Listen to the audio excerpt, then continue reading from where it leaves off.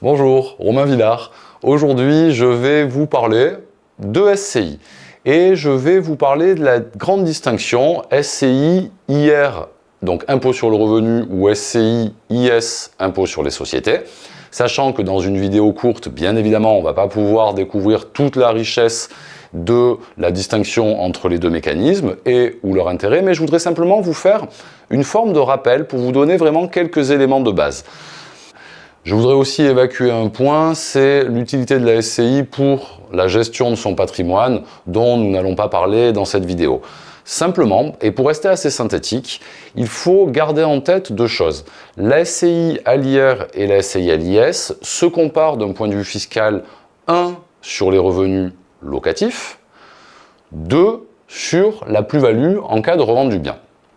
Et donc, généralement, les grandes lignes sont que des personnes qui ont des revenus petits ou moyens, la SCI à l'IR pourrait être plus intéressante. Et pour les personnes qui sont dans des revenus moyens ou alors des revenus élevés, dans ce cas-là, la SCI à l'IS serait plus intéressante. Et là, nous parlons en termes de fiscalité locative.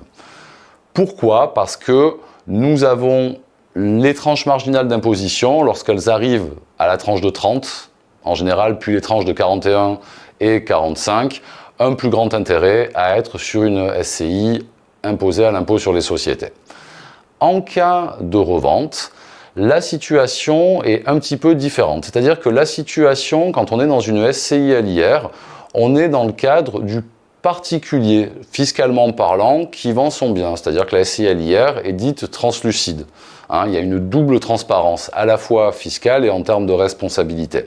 Ça, c'est un sujet que l'on aborde beaucoup dans notre module de formation qui est dédié, mais sur lequel je n'aurai pas le temps de revenir ici dans cette vidéo.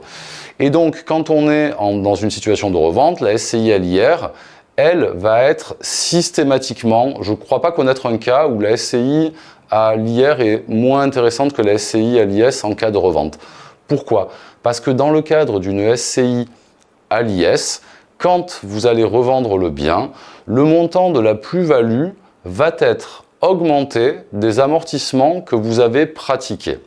Et donc, le montant de la plus-value, ce que l'on appelle l'assiette de la plus-value, va être bien plus grand et en conséquence, l'impôt généralement plus important. Voilà, pour les SCI, il faut garder en tête ces deux éléments-là. On peut avoir quelque chose de plus intéressant au départ selon sa fiscalité.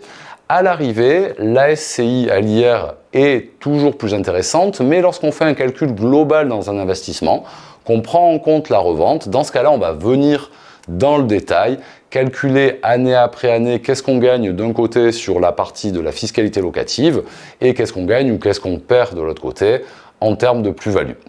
J'espère que ces quelques éléments vous ont déjà donné une indication, un début de compréhension sur cette distinction entre les SCI à l'IR ou à l'IS, et je vous invite à venir nous voir en formation.